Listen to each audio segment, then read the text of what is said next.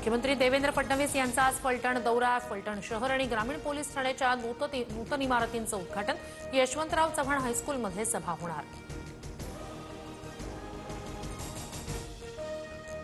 मुरलीधर मोहोळ यांचा राजीनामा घ्या.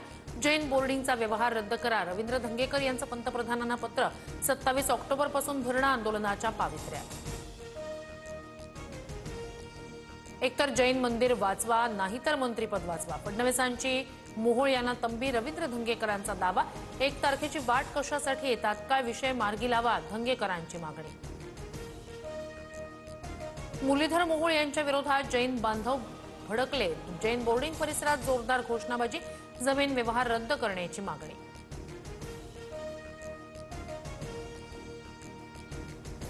या प्रकरणाशी संबंध कसा नाही हे पुराव्यानिशी मांडलं. चूक असती तर इथे आलोच नसतो. जैन समाजाच्या सोबत अन्नत्याग करण्याची वेळ येणार नाही, मुरलीधर मोहोळ यांचं आश्वासन. प्राण सोडेन पण डील रद्द झाली पाहिजे. जैन मुनींकडून 1 नोव्हेंबरचा अल्टिमेटम. मोहोळांनी वचनपूर्ती करून समाजावरील संकट दूर करावं, जैन मुनींची मागणी.